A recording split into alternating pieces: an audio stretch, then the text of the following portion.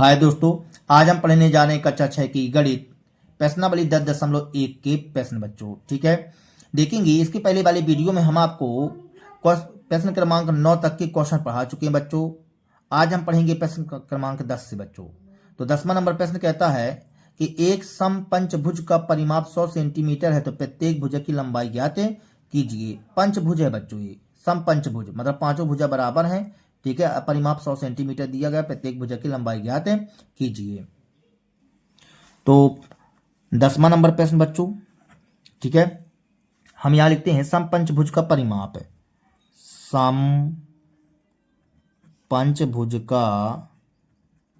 समपंचभुज का परिमाप बराबर 100 सेंटीमीटर। 100 सेंटीमीटर।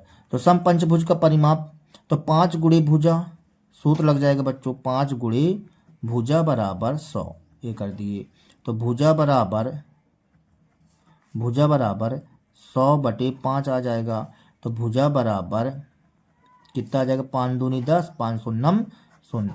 तो भुजा बराबर आ गया बच्चों 20 सेंटीमीटर। तो यहाँ पास हम लिख देंगे अतः समपंचभुज की भुजा की लंबाई। ठीक है बच्चों, हमसे समपंचभुज की भुजा की लंबाई ही पूछा हुआ है। ठीक है, तो हम यहाँ लिखेंगे अतः समपंचभुज के प्रत्येक भुजा की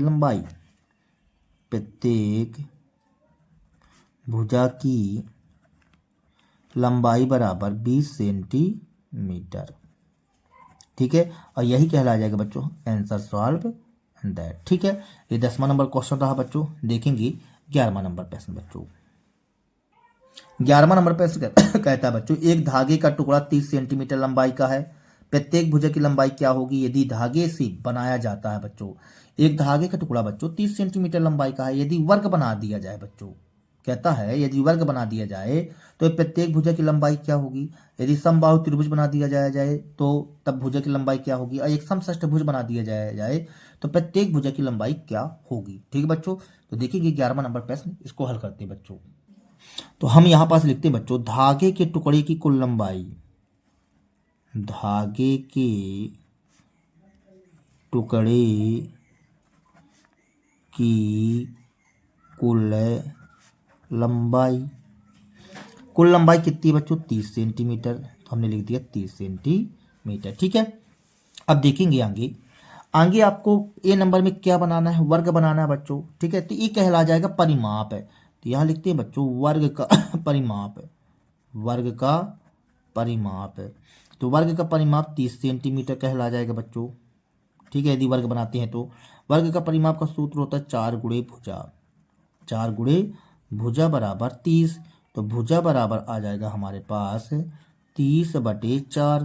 30/4। तो भुजा बराबर आ जाएगा बच्चों, इसको काटेंगे तो 15 दूनी 30 और 2 दूनी 4 ये आ जाएगा। इसको काटेंगे बच्चों तो 7.5 सेंटीमीटर। ये भुजा का मान आ गया।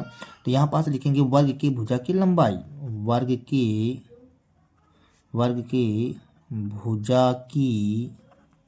भुजा की लंबाई बराबर 7.5 सेंटीमीटर। यही कहला जाएगा बच्चों आंसर सॉल्व दैट। ठीक है बच्चों, ये नंबर कंप्लीट। बी नंबर में कहता है एक समबाहु त्रिभुज है, समबाहु त्रिभुज बोला है, समबाहु त्रिभुज। तो समबाहु त्रिभुज का परिमाप क्या कहला जाएगा बच्चों, समबाहु त्रिभुज का परिमाप कहला जाएगा 30 सेंटीमीटर।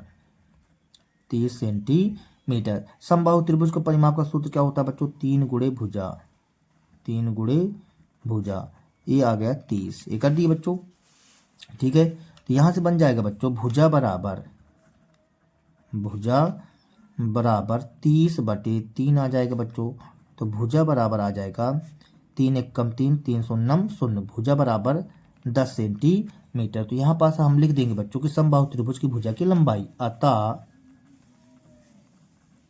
समबाहु त्रिभुज के भुजा की लंबाई बराबर 10 सेंटीमीटर। और यही हमारा कहला जाएगा आंसर सॉल्व दैट। ठीक है बच्चों, सी नंबर में हमसे क्या बोला है बच्चों, कहता है कि एक समषष्ठभुज तो समषष्टभुज का परिमाप, समषष्टभुज का परिमाप जितना धागे के टुकड़े की लंबाई रही होगी बच्चों, समषष्टभुज का परिमाप बन जाएगा, मतलब 30 सेंटीमीटर। अब समषष्टभुज है बच्चों, तो इसका क्या हो जाएगा सूत्र, 6 गुणे भुजा, 6 गुणे भुजा बराबर 30 है। अब गुणे में है तो कहीं में जाएगा बच्चों, बटे में, तो 30/6 कर देंगे, इसको काटेंगे बच्चों तो 6×5 = 30, मतलब 5 सेंटीमीटर आ जाएगा बच्चों। यहाँ पास लास्ट में हम आंसर लिख देंगे, अतः समषष्टभुज की भुजा की लंबाई बराबर 5 सेंटीमीटर। और यही कहला जाएगा बच्चों आंसर सॉल्व दैट, ठीक है, यही कहला जाएगा हमारा आंसर सॉल्व दैट, ठीक है बच्चों। तो इस तरह से आपका 11वां नंबर क्वेश्चन कंप्लीट हुआ बच्चों। 12वां नंबर प्रश्न देखिए। 12वां नंबर प्रश्न कहता है बच्चों, एक त्रिभुज की दो भुजाएं 12 सेंटीमीटर 14 सेंटीमीटर है, इस त्रिभुज का परिमाप 36 सेंटीमीटर, तीसरी भुजा की लंबाई क्या होगी। ठीक है बच्चों, 12वां नंबर प्रश्न देखिए बच्चों। 12वें नंबर में हमें त्रिभुज की दो भुजाओं की माप दी गई है, त्रिभुज की दो भुजाएं 12 सेंटीमीटर 12 सेंटीमीटर तथा 14 सेंटीमीटर है, 14 सेंटीमीटर है। और हमें परिमाप दिया गया बच्चों, त्रिभुज का परिमाप, तो परिमाप कितना दिया गया बच्चों, परिमाप हमें दिया गया 36 सेंटीमीटर, 36 सेंटीमीटर कर दिए बच्चों। अब परिमाप का सूत्र होता है सभी भुजाओं का योग बच्चों, सभी भुजाओं का योग बराबर 36 कर दिए। अब यहाँ पर सभी भुजाओं का योग मतलब त्रिभुज के सभी भुजाओं का योग, त्रिभुज के सभी भुजाओं का योग। तो पहली भुजा का माप तो दिया गया 12 सेंटीमीटर बच्चों, दूसरी भुजा का 14 सेंटीमीटर, लेकिन तीसरी भुजा का माप नहीं पता, तो हम क्या करते हैं तीसरी भुजा ही लिख देते हैं, ठीक है। ये तीसरी भुजा लिख दिए बराबर 36 है।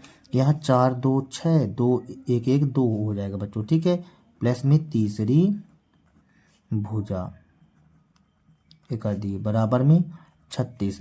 अभी जो है तो ट्रांसफर कर दो बच्चों 26 को उस साइड, तो तीसरी भुजा का मान आ जाएगा 36 - 26 कर देंगे बच्चों, तो कितना आ जाएगा, 6 में 6 गया 0 और 3 में 2 गया 1, 10 सेंटीमीटर आ जाएगा बच्चों, इस तरह से, ठीक है। तो हमारे पास आ गया त्रिभुज की तीसरी भुजा का माप कितना आ गया बच्चों, 10 सेंटीमीटर। तो यहाँ पास लिख देंगे बच्चों हम, अतः क्या लिख देंगे, अतः त्रिभुज की तीसरी भुजा की माप, त्रिभुज की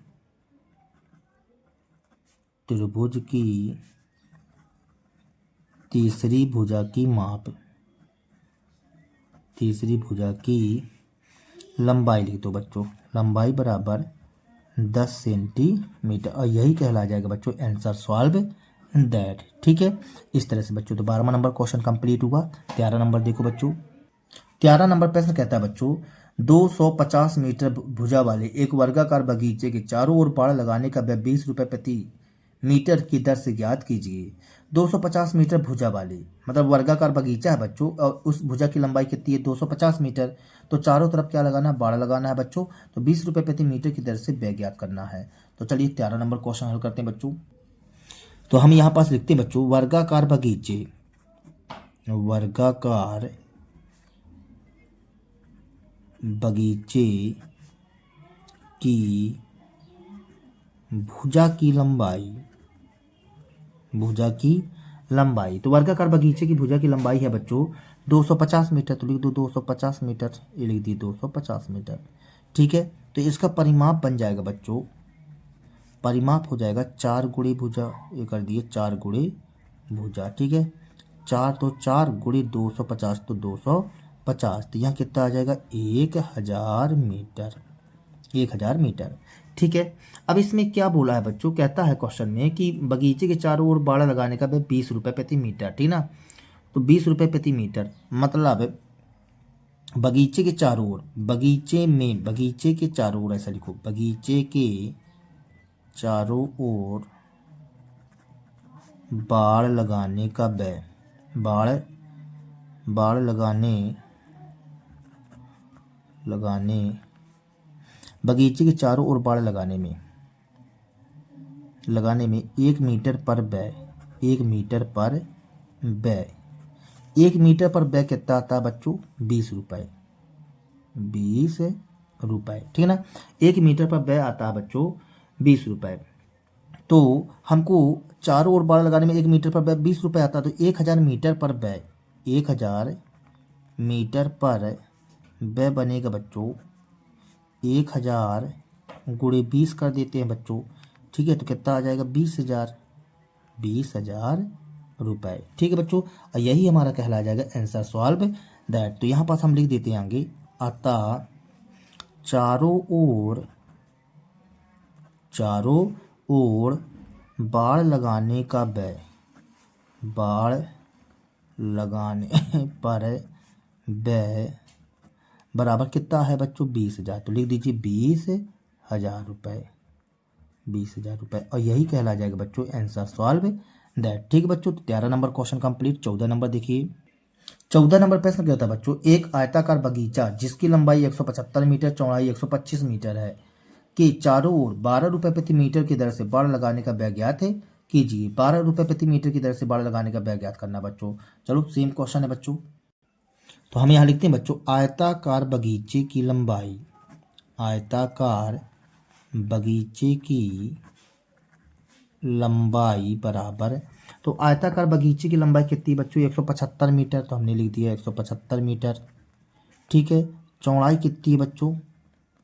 चौड़ाई है हमारे पास 125 मीटर बच्चों, तो हमने 125 मीटर लिख दिया, ठीक है। 125 मीटर लिख दिया कि चारों ओर 12 रुपये प्रति मीटर की दर से बाड़ लगाने का व्यय ज्ञात कीजिए बच्चों। हमको चारों ओर 12 रुपये प्रति मीटर की दर से बाड़ लगाना है। तो आगे हम क्या करते हैं? इसका परिमाप निकाल लेते हैं बच्चों आयताकार का। तो परिमाप बराबर सूत्र बन जाएगा बच्चों 2 गुणे लंबाई प्लस चौड़ाई, लंबाई प्लस चौड़ाई। तो 2 तो 2 लिख दो बच्चों, गुणे लंबाई कितनी है? 175, तो 175 लिख देते हैं बच्चों। चौड़ाई 125, तो 125 लिख दिए, ठीक है। यहाँ से 2 गुणे 175 प्लस 125 जोड़ दो बच्चों, 5 5 10 के शून्य हासिल 1, 7 8 9, 1 10 के शून्य हासिल 1, 1 2 1 3, ठीक है बच्चों। इतना आ जाएगा, 300 आ गया। मतलब कितना आ जाएगा? 3 दूनी 600 मीटर, 600 मीटर। ये आ गया बगीचे का परिमाप, बगीचे का परिमाप। आयताकार बगीचे का परिमाप बराबर आ गया हमारे पास 600 मीटर। अब तुमको बाड़ लगाना है बच्चों, ठीक है। तो 1 मीटर में बाड़ लगाने का व्यय आता है 12 रुपये। तो यहाँ लिखिए 1 मीटर में, 1 मीटर में बाड़ लगाने का व्यय, बाड़ लगाने का व्यय बराबर कितना आता खर्च बच्चों? 12 रुपये, 12 रुपये। तो हमको इतने में लगवाना है बच्चों बगीचे में। तो बगीचे में बाड़ लगाने का पर व्यय, बाड़ लगाने पर व्यय, तो बगीचे में बाड़ लगाने पर व्यय कितना आएगा बच्चों? हम 600 गुणे 12 कर देंगे बच्चों। तो 12 छंग 72 डबल 0 रुपये, 7,200 रुपये का खर्चा आएगा बच्चों, ठीक है। तो यहाँ पास आंसर में लिख दो आप कि अतः चारों ओर बाड़ लगाने का कुल व्यय बराबर कितना आ गया बच्चों? 7,200 रुपये। और यही कहला जाएगा बच्चों आंसर सॉल्व दैट, ठीक है बच्चों। इस तरह से ये 14 नंबर क्वेश्चन रहा बच्चों। अब देखेंगे 15 नंबर प्रश्न। 15 नंबर प्रश्न कहता है, स्वीटी 75 मीटर भुजा वाले एक वर्ग के चारों ओर दौड़ती है और बुलबुल 60 मीटर लंबाई और 45 मीटर चौड़ाई वाले एक आयत के चारों ओर दौड़ती है, कौन कम दूरी तय करती है? तो स्वीटी जो है 75 मीटर भुजा वाले वर्ग के चारों ओर दौड़ती है बच्चों, और बुलबुल 60 मीटर लंबाई और 45 मीटर चौड़ाई वाले आयत के चारों ओर दौड़ती है, कौन कम दूरी तय करती है? हम दोनों का परिमाप ज्ञात कर लेंगे बच्चों, ठीक है। चलो देखो, तो हम यहाँ लिखते हैं बच्चों, स्वीटी के वर्गाकार मैदान के भुजा की लंबाई की भुजा की लंबाई बराबर कितना है बच्चों, 75 मीटर। ठीक है, 75 मीटर। तो सुईटी द्वारा तय की गई दूरी, तो सुईटी द्वारा तय की गई दूरी, तो सुईटी कितना दूरी तय करेगी बच्चों, 4 गुणे भुजा लगा दो सूत्र, 4 गुणे भुजा, तो क्या बन जाएगा बच्चों, 4 गुणे 75 बन जाएगा बच्चों, 4 गुणे 75 मतलब कितना कहला जाएगा बच्चों, 75 दूनी 150, 150 दूनी 300, 300 मीटर आ जाएगा बच्चों। ठीक है, ये 300 मीटर आ गया सुईटी द्वारा तय की गई दूरी 300 मीटर। अब हम किसके बारे में बात करें बच्चों, बुलबुल द्वारा। ठीक ना, तो यहाँ लिखते हैं बच्चों बुलबुल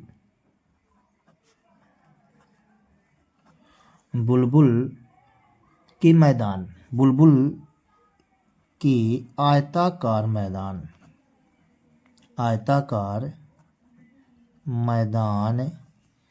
की लंबाई बराबर कितना बच्चों, 60 मीटर। ये 60 मीटर कर दिए। चौड़ाई कितनी बच्चों, चौड़ाई कहला जाएगी 45 मीटर, ये कर दिए 45 मीटर। ठीक है, तो बुलबुल के आयताकार मैदान की लंबाई 60 मीटर और चौड़ाई आ गई 45 मीटर बच्चों। ठीक है, अब यहाँ पास हमको क्या निकालना है बच्चों, इसका बुलबुल द्वारा तय की गई दूरी, तो बुलबुल द्वारा तय की गई दूरी, तो बुलबुल द्वारा तय की गई दूरी कितना बनेगा बच्चों, 2 गुणे लंबाई प्लस चौड़ाई बच्चों, ये सूत्र बन जाता है 2 गुणे लंबाई प्लस चौड़ाई। ठीक है, अब यहाँ से बच्चों देखेंगे, यहाँ से 2 गुणे लंबाई कितनी बच्चों 60 प्लस चौड़ाई कितनी कहला जाएगी 45। ठीक है, अब हम क्या करेंगे, ये 2 गुणे इसको जोड़ो बच्चों 105 आ जाएगा। यहाँ पास 5 दूनी 10 के 89 एक, ठीक है ना, 200 एक और 2 1 कम 2, 210 मीटर। तो बुलबुल जो है 210 मीटर की दूरी तय करती है। बुलबुल द्वारा तय की गई दूरी 210 मीटर बच्चों। तो ये बुलबुल 210 मीटर की दूरी तय करती है। अब हमसे पूछा गया कौन कम दूरी तय करती है, तो ये बताओ बच्चों, बुलबुल 210 मीटर की दूरी तय करती है और सुईटी द्वारा तय की गई दूरी कितनी है बच्चों, 300 मीटर। कितने मीटर, ये 300 मीटर है बच्चों और ये 210 मीटर की दूरी, मतलब कौन कम दूरी तय करता है, बुलबुल। ठीक है ना, तो यहाँ पास लिख देंगे बच्चों, अतः बुलबुल कम दूरी तय करती है, बुलबुल कम दूरी तय करती है। यही कहलाया जाएगा बच्चों आंसर सॉल्व दैट। ठीक है बच्चों, तो इस तरह से 15 नंबर क्वेश्चन कंप्लीट होगा। देखेंगे 16 नंबर प्रश्न। 16 नंबर प्रश्न में बच्चों, निम्न प्रत्येक आकृति का परिमाप ज्ञात कीजिए, आप उत्तर से क्या निष्कर्ष निकालते हैं। ठीक है, हम सबसे पहले शुरू में तो हमको सभी का परिमाप निकालना है बच्चों। ठीक है, तो चलिए सभी का परिमाप निकालते हैं, फिर उत्तर का निष्कर्ष निकालते हैं बच्चों। ठीक है, तो 16 के ए नंबर में बच्चों देखो, इस तरह से हमको 25 सेंटीमीटर दिया गया बच्चों, तो यह एक वर्ग की आकृति कहला गई। ठीक है ना, तो हम यहाँ पास वर्ग का परिमाप निकाल लेते हैं बच्चों। वर्ग का परिमाप, तो वर्ग का परिमाप का सूत्र होता है बच्चों 4 गुणे भुजा, 4 गुणे भुजा, तो 4 भुजा की लंबाई 25 सेंटीमीटर बच्चों, तो 25 लिख देते हैं 25। ठीक है ना, बराबर कितना आ जाएगा, 25 चौको 100 सेंटीमीटर बच्चों, और यही कहला जाएगा हमारा इसमें आंसर बच्चों। ठीक है, अब देखो यहाँ पास हमको लंबाई 30 सेंटीमीटर, चौड़ाई 20 सेंटीमीटर दिया गया बच्चों। ठीक है, तो यहाँ पास हम लिखते हैं बच्चों आयत का परिमाप, आयत का परिमाप का सूत्र होता है बच्चों 2 गुणे लंबाई प्लस चौड़ाई बच्चों, लंबाई प्लस चौड़ाई, तो यहाँ से 2 गुणे लंबाई कितना दिया गया 30, तो चौड़ाई कितनी है बच्चों 20 सेंटीमीटर, तो 20 सेंटीमीटर लिख दिए अपन। ठीक है, अब यहाँ से 2 गुणे यहाँ 50 आ जाएगा, 50 दूनी 100 सेंटीमीटर। ठीक है बच्चों, यही कहला जाएगा आंसर सॉल्व दैट। अब इसमें देखो बच्चों ये भी आयत है, तो आयत का परिमाप, सूत्र लगा देंगे बच्चों, 2 गुणी लंबाई प्लस चौड़ाई। ठीक है बच्चों, तो 2 गुणे लंबाई कितनी है बच्चों 40, चौड़ाई कितनी है 10, ये लिख दिए। तो 2 गुणे 40, 10 कितना हो जाएगा 50, 50 दूनी 100 सेंटीमीटर बच्चों, 100 सेंटीमीटर। ठीक है, इस तरह से। अब देखो बच्चों, यहाँ त्रिभुज दिया गया है, तो त्रिभुज में 30, 30, 40 सेंटीमीटर दिया गया बच्चों। तो हम यहाँ लिखते हैं त्रिभुज का परिमाप बराबर, सूत्र लगेगा बच्चों, सभी भुजाओं का योग, सभी भुजाओं का योग, सभी भुजाओं का योग। तो 30 प्लस 30 प्लस 40, तो 30, 30, 60, 60, 40 कितना हो जाएगा 100 सेंटीमीटर, 100 सेंटीमीटर। और यही कहला जाएगा बच्चों आंसर सॉल्व दैट। ठीक है, इस तरह से। अब एक बात और देखिए बच्चों, इसमें बोला गया कि आप क्या निष्कर्ष निकालते हैं, जरा ध्यान से देखिए। इसका 100 सेंटीमीटर आंसर आया, इसका भी 100 सेंटीमीटर आंसर आया, इसका भी 100 सेंटीमीटर आंसर आया, और इसका भी 100 सेंटीमीटर आंसर आया। सबके आंसर जो है बच्चों इसमें समान आ रहे हैं। तो यहाँ पास हम कह सकते हैं कि सभी का परिमाप क्या है बच्चों, समान है। तो यहाँ लिखेंगे सभी आकृतियों का परिमाप समान है, इस तरह से बच्चों। ठीक है, ये भी हमारा एक आंसर ही कहला गया। ठीक है, तो 16 नंबर के बाद 17 नंबर प्रश्न देखेंगे बच्चों। 17 नंबर प्रश्न कहता है बच्चों, अविनीत 9 वर्गाकार टाइल खरीदता है। कितनी टाइल्स खरीदता है बच्चों, 9 वर्गाकार टाइल है, जिसकी प्रत्येक भुजा 1/2 मीटर है, और वह इन टाइलों को एक वर्ग के रूप में रखता है बच्चों। देखो, एक वर्ग के रूप में रखा हुआ है और एक क्रॉस के रूप में रखता हुआ। ठीक है, कहता है नए वर्ग का परिमाप क्या है, मतलब इसका परिमाप निकालना है बच्चों। तो परिमाप निकालना है तो प्रत्येक भुजा की लंबाई 1/2 मीटर बताई गई है। तो यहाँ कितनी टाइल लगी, देखो यहाँ एक टाइल की भुजा की लंबाई यहाँ मतलब तीन टाइल है, यहाँ भी 3 टाइल, यहाँ भी 3 टाइल, ऐसा वर्गाकार के रूप में रखा गया है। ठीक है बच्चों।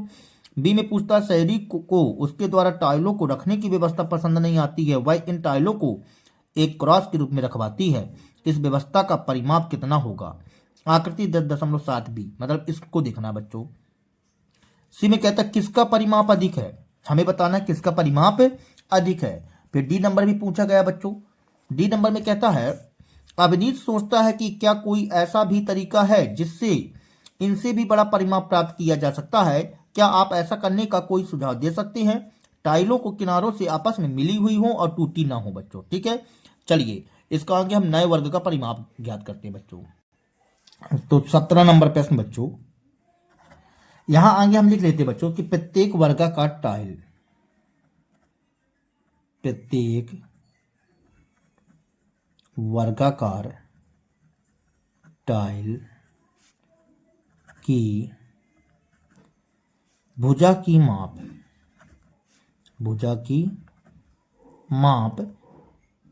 1/2 मीटर। ठीक है, और ए नंबर में बच्चों हमको इस प्रकार से चित्र बना हुआ है, देखो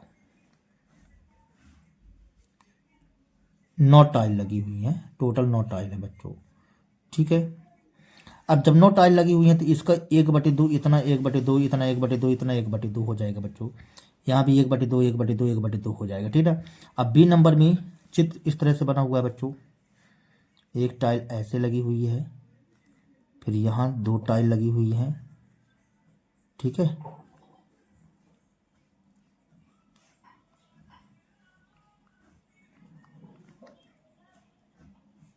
इस तरह से टाइल लगी हुई हैं। ठीक है, तो ए नंबर में हमसे प्रश्न पूछा है कि नए वर्ग का परिमाप क्या होगा। तो हाँ, यहां हम लिखते हैं नए वर्ग का परिमाप, नए वर्ग का परिमाप। तो इसका सूत्र होता है बच्चों भुजा गुणे भुजा, सॉरी 4 गुणे भुजा, 4 गुणे भुजा होता है बच्चों। तो 4 गुणे भुजा रहता है, तो 4 गुणे भुजा, लेकिन भुजा जो है तो देखो 1/2 1/2 1/2 1/2 3 टेट्रा ऐसा लगी हुई है, तो 1/2 गुणे हम 3 कर लेंगे बच्चों यहाँ पास। ठीक है, यहाँ 2 1 कम 2, 2 दूनी 4। ठीक है, यहाँ कितना आ गया 2 गुणे 3 बराबर 6 सेंटीमीटर, 6 मीटर बच्चों, 6 मीटर, और यही कहला जाएगा हमारा आंसर, पहला नंबर। ठीक है ना, ए नंबर का बच्चों। फिर बी नंबर में हमसे पूछा है, कहता है कि शहरी उसके द्वारा टाइलों को रखने की व्यवस्था पसंद नहीं आती है, तो वह इन टाइलों को एक क्रॉस के रूप में रखवाती है। इस व्यवस्था का परिमाप कितना होगा? ठीक है ना, तो क्रॉस का परिमाप, क्रॉस का परिमाप सभी भुजाओं का योग बच्चों, परिमाप सभी भुजाओं का योग हो जाता है। तो हम क्या करेंगे, आपको आकृति देखना पड़ेगा बच्चों। ठीक है, यहाँ पास देखो, थोड़ा दिमाग लगाना बच्चों है। यहाँ से गिनो बच्चों, 1 2 3 4 5 6 7 8 9 10 11 12 13 14 15 16 17 18 19 20, 20 होता है बच्चों। ठीक है, तो हम क्या करेंगे, 20 गुणे 1/2 कर लो बच्चों। ठीक है, इसको काटेंगे तो 10 दूनी 20, मतलब 10 मीटर आ जाएगा बच्चों, और यही कहला जाएगा हमारा आंसर बच्चों। ठीक है, बी के बाद सी नंबर में कहता है किसका परिमाप अधिक है, तो किसका परिमाप अधिक है, 10 मीटर वाले का परिमाप अधिक है बच्चों। तो यहाँ से लिखेंगे क्रॉस के रूप में, क्रॉस के रूप में रखी टाइलों का, रखी टाइलों का परिमाप अधिक है, परिमाप अधिक है, इस तरह से बच्चों। ठीक है, सी के बाद डी नंबर, तो डी नंबर में क्या कह रहा है बच्चों, अवनीश सोचता है कि क्या कोई ऐसा तरीका है जिससे इससे भी बड़ा परिमाप प्राप्त किया जा सकता है, क्या आप ऐसा करने का कोई सुझाव दे सकते हैं? देखो बच्चों, क्रॉस के रूप में न रख करके आप सीधे रख दो बच्चों, कैसा रख दें, सीधा एक एक टाइल से सीधे रख दो बच्चों। तो यहां लिखो बच्चों हाँ, क्या लिखेंगे, हाँ, यदि टाइलों को, यदि टाइलों को एक सीधी रेखा में, एक सीधा रेखा में, सीधी रेखा में, सीधी रेखा में रखा जाए, रखा जाए, रखा जाए तो परिमाप कितना हो जाएगा बच्चों, परिमाप ये इसका भी 10 सेंटीमीटर रहेगा, परिमाप हो जाए तो परिमाप 10 सेंटीमीटर होगा, परिमाप 10 सेंटीमीटर होगा। ठीक है बच्चों, इस तरह से बच्चों आपको आंसर देना है। तो आपकी प्रश्नावली समाप्त हो जाती है बच्चों, ये 17 नंबर लास्ट क्वेश्चन था। ठीक है, यदि हमारा वीडियो आप लोगों को पसंद आया हो बच्चों तो कृपया हमारे चैनल को सब्सक्राइब कीजिए, लाइक कीजिए, शेयर कीजिए बच्चों। मिलते हैं अगले वीडियो के साथ में, तब तक के लिए बच्चों जय हिंद, वंदे मातरम।